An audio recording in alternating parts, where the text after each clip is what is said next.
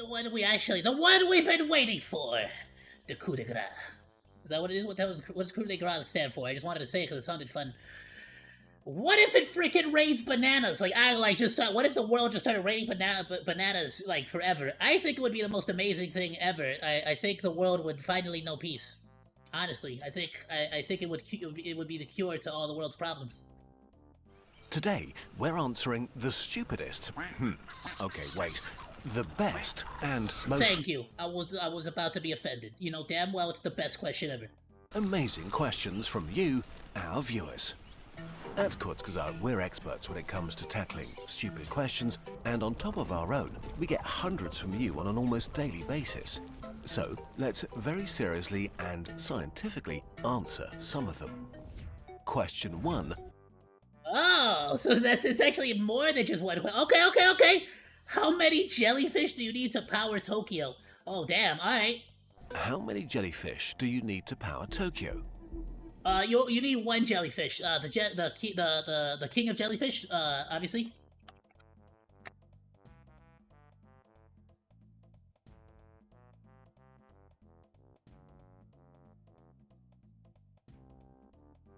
I've never been. Heaven!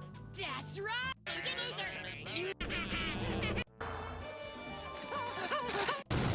There you go, perfect. That's all you need, bro. Kevin!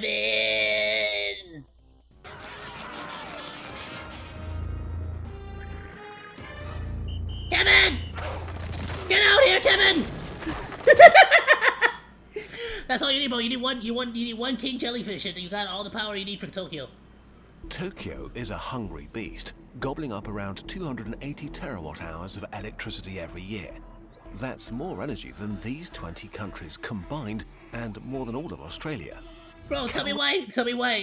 Up around 280 terawatt-hours of electricity every year. That's more... Bro, Tokyo looks so, ooh-woos, you know what I'm saying? More energy than these 20 countries. Look how cute Tokyo looks! Is combined, and more than all of Australia. Can we power Tokyo with our innovative renewable energy source? Some jelly species like Aquaria victoria or crystal jelly contain fluorescent proteins and glow in the dark. If you put one of them in front of a tiny solar panel, you'd end up with something like a microwatt hour of energy. To meet Tokyo's outrageous energy demands, you'd need a quintillion, 300 quadrillion glowing jellies. I feel like people misunderstand that I don't think jellyfish... Like, I get that I showed the SpongeBob video, but y'all do realize that jellyfish don't electrocute you, right? They sting you. I think they're venomous, right? It's electric eels that generate electricity. That's too many. Can we use bigger ones? How about Nemopilema nomuri, the Nomura jellyfish? Really chunky boys, weighing about as much as a piano and growing up to 2 meters wide. They're armed with around 1,000 spindly tentacles that grow up to 4 meters long and help them suck up plankton from the water. In recent... What the hell? That's a freaking huge shell. What is it called? And growing up to 2 meters wide, bigger ones. How about Nemopilema nomuri, the Nomura jellyfish? Really chunky boy. The Nomura jellyfish.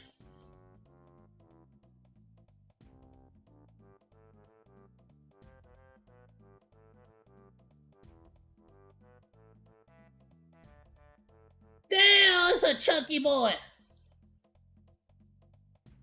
Oh, what the hell? Look at that. That's insane! Oh, they caught a lot of them there. For what though? Why? Why'd they get them like that? Well, look how huge they are. Does that hurt you if you touch it? From the water. In recent years, their numbers have been exploding, wreaking havoc on local ecosystems. Oh, that's why. Got it. Okay, that's why they're collecting them like that. These fridge-sized jellies to power Tokyo will finally give them something more useful to do. They don't glow in the dark, but jellyfish are kind of electric, aren't they? Aren't they? I always thought it was just venomous. That's why they call it a sting and not like a shock. Fortunately, no. Okay, if you've ever been stung by a jellyfish, you know it feels like a painful electric jolt. But the pain actually comes from hundreds of nematocysts inside their tentacles, tiny dart guns filled with venom. So how do we get Yeah, okay, I always knew, I knew it was venom. It was just like, you know, they call it, but like, you know, SpongeBob, freaking electric, you know, jellyfish for some reason. energy from jellyfish? We'll squeeze it out of them with the power of piezoelectricity. Piezoelectricity is an electric charge that builds up in certain solid materials like crystals or bone when you stress and squeeze them. For example, a quartz crystal is made up of positive and negatively charged atoms arranged in repeating pyramid shapes. Their charges usually cancel each other out.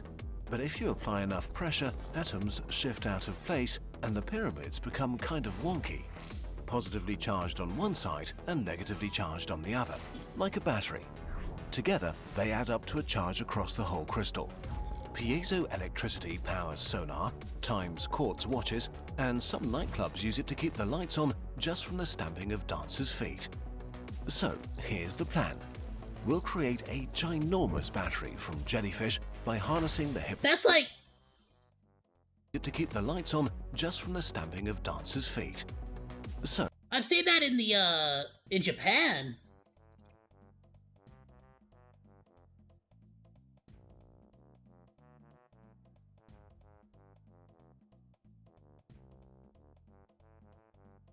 Yeah, basically you step on these panels and it creates electricity.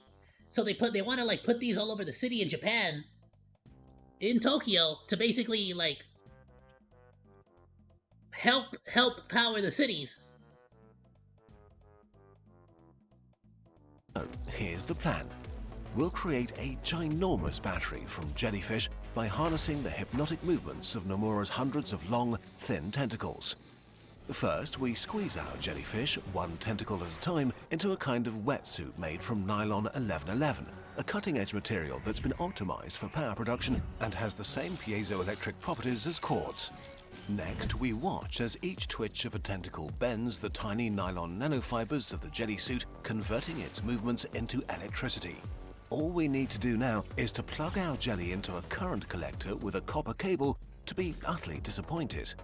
Even with around 1,000 tentacles wrapped in How the hell are we gonna, like, wait, so how do we create that suit? Is it just by you squeeze them and they naturally turn into that? energy-generating nylon, the electricity generated only adds up to around 1 watt or 10 kilowatt hours per year. Enough energy to run your laptop for A year? 20 days. Not bad, but we want to power Tokyo here. We need more jellies, way more, about 29 billion. Sounds like a lot, and it is, but right now, there are 27 billion chickens alive on Earth, so it's That doesn't help. That's like like, you know how impossible it would be to collect every single chicken on Earth and put them together in one place? mostly a matter of motivation on our part. A single Nomura can produce millions Hold of jelly on, beans a is that Lugia? That's freaking Lugia back there! You just really put Lugia back there! From Pokemon, Lugia and Dory. Wow, alright, sweet. That's freaking cool, alright, I see that, I see you! Kurzgesagt with Lugia in the back. And with enough plankton to eat, they can grow from the size of a grain of rice to the size of a person in less than a year. If we want to breed a lot of them and fast, all we need to do is basically empty the Pacific of plankton. And of course, we'll need space to store them all. Giving each Nomura a cube of space measuring 5 meters on each side sounds generous, but it barely contains the tentacles. All those jelly cubes add up to a tank that's about 7 times the total volume of Mount Fuji. With all those tentacles I mean, at that point, you just have it, that's bigger than the whole freaking city, what's the point? and cables, our biggest issue will be short circuits. We need to insulate all 29 billion cables. And don't forget the tentacles themselves. Now, even if the jellies get tangled up, we can maintain a steady power supply for the good people of Tokyo. In reality, of course, our jellyfish power station would be pretty difficult to maintain. Well, yeah, if one jellyfish goes down, you gotta go and replace it. Nomura would probably die constantly and need to be replaced. And the cost of building this whole mess and killing the ocean to feed them would be like spending $1 million to buy a single dollar bill. We're not saying any of this is a good idea, but now we've done the maths, there's nothing to stop you from giving it a try. Okay, bring on the next totally dumb Okay, I'm saying it's a stupid idea. I'm saying that if you were to do that, that is stupid. Completely reasonable question. Question 2.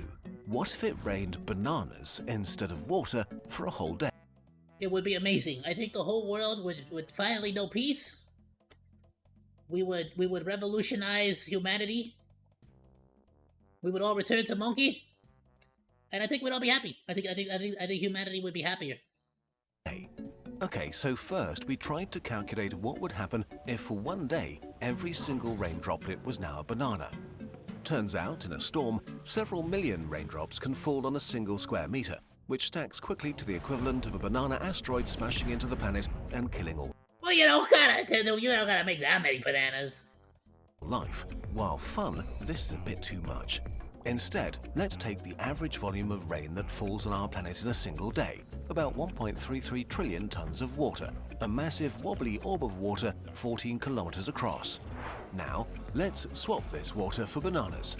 Each fruit weighs about 120 grams, which will give us a daily banana fall of 11.1 quadrillion bananas, weighing 1.33 trillion tons in total.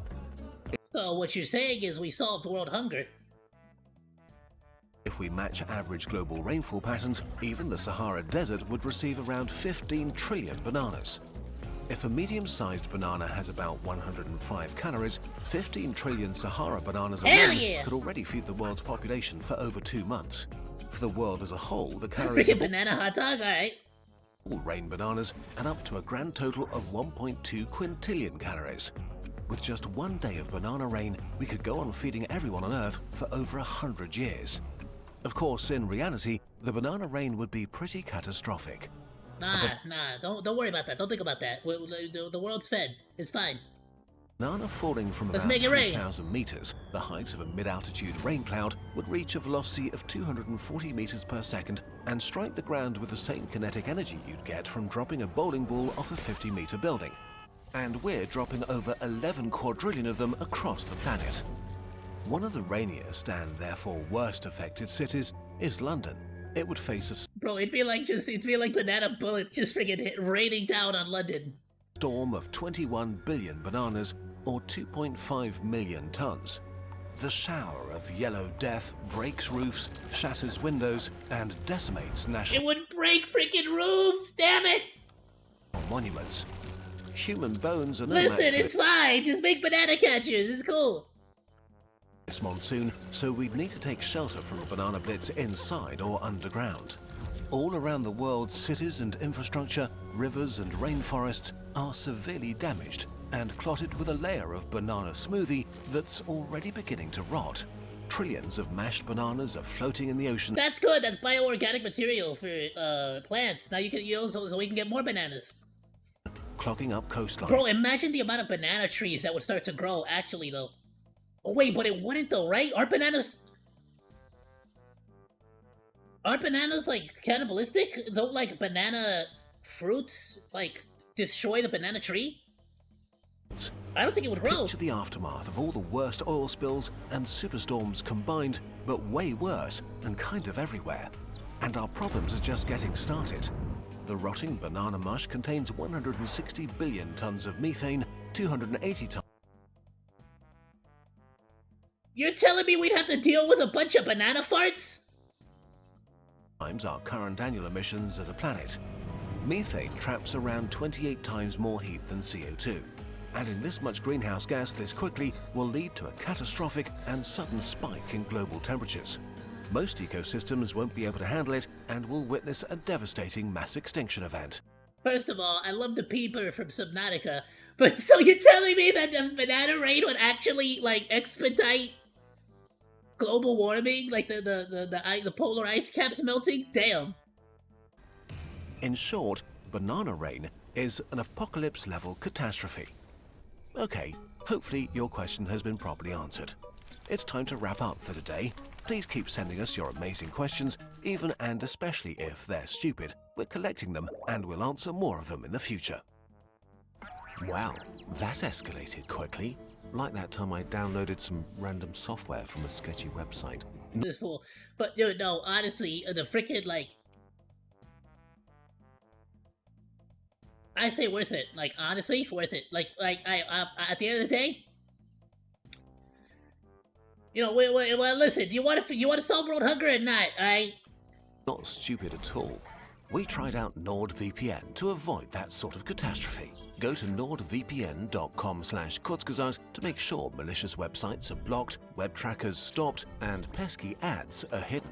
NordVPN's threat protection scans files during downloads and removes malware and trackers automatically, and they warn you of any apps that seem risky. I'm looking at you there. On top, NordVPN offers many more features. Summer is travel season, and NordVPN encrypts your connection when you connect to unknown Wi-Fi stations in hotels, airports, or cafes. You can choose from over 7,000 fast servers in 111 countries around the world. Honestly, basically, whenever I had NordVPN, I basically would just jump from one discount code to another.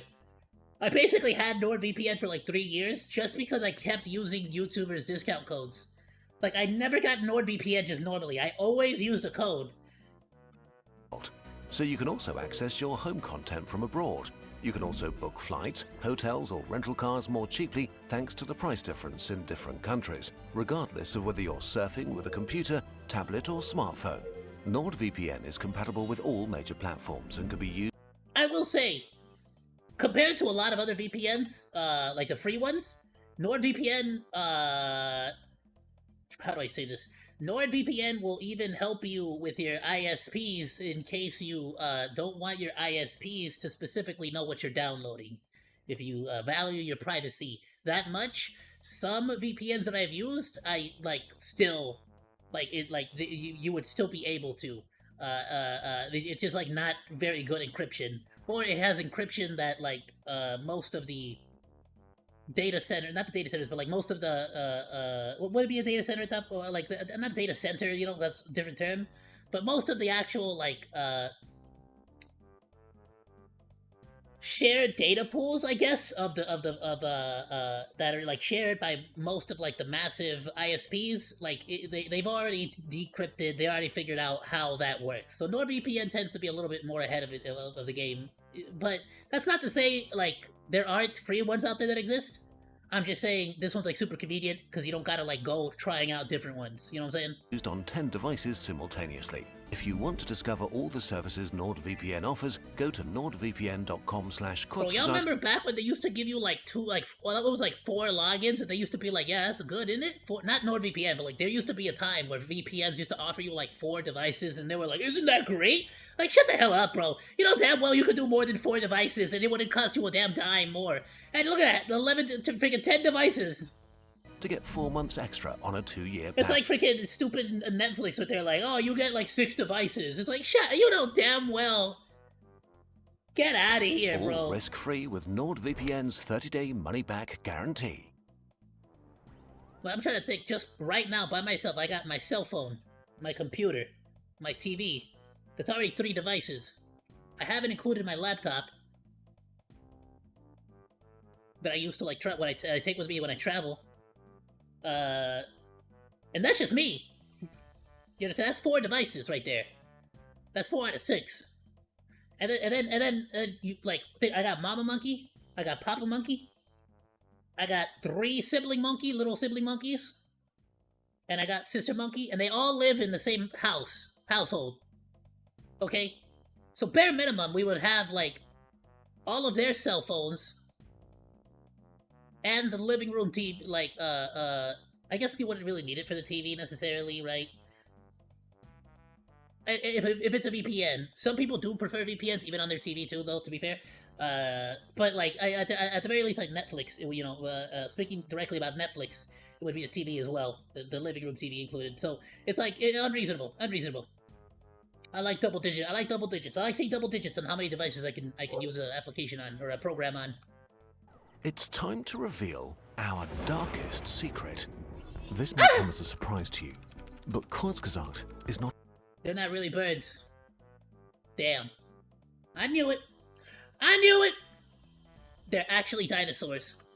actually run by burbs, but by humans. God damn it! I knew No, the humans? That's boring, the dinosaurs. I thought it was gonna be like lizard people. Wonder, How's this possible? So many people spending hundreds of hours on research, writing and animating the Kurzgesagt videos that are then released for free. Well, the answer is simple. It's possible because of our shop. Our products are a piece of Kurzgesagt that you can touch, read, and have around you. Just like our videos, they're a vital part of our dream to inspire people all around the world. I'm telling you, ooh, the last dinosaurs. That one's cool. Oh, that's the one I want. I was talking earlier about like which posters I wanted.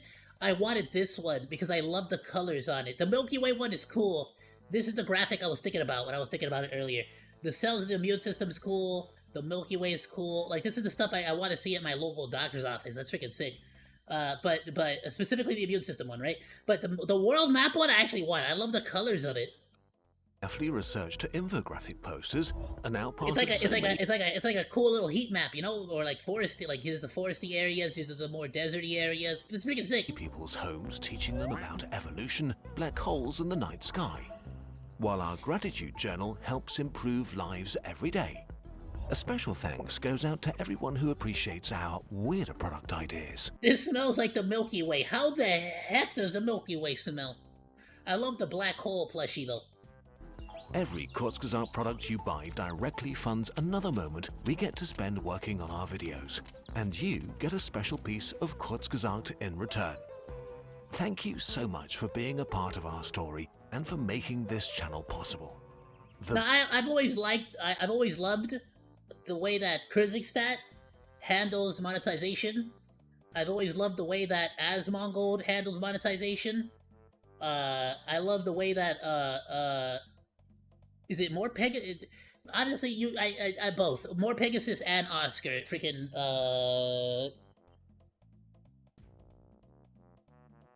you know who I'm talking about? Freaking Oscar. Freaking Sensitive Society. Is it him? Where they're like no memberships? Whoever that was, because like because it's like or no, it might be Roanoke Gaming actually. I like the way Roanoke Gaming does it too. The point I'm trying to get at is Game Grumps does it amazing too. I like this like the sort of like Moist Critical, Charlie, another great one. I like the way that they do things where it's kind of like, you know, don't just give me money to give me money. You know what I'm saying? It's kind of like, watch my videos so I can get ad revenue, and when possible, I'm gonna make merchandise, and you can buy the merchandise. That way, you're not just giving me money; you're actually getting something out of the you know, you're getting something out of it. I like that. I like that a lot. The humans of Kurzgesagt. I'm working on merch still. Don't worry. I technically already have merch. If you guys ever want to go to my Streamlabs page, I technically have merch. It just has my old Flamethrower Monkey logo on it if you want to. But I never really advertise it because I'm planning on making some like actual legitimate cool merch of like Bannana, like some actual cute stuff.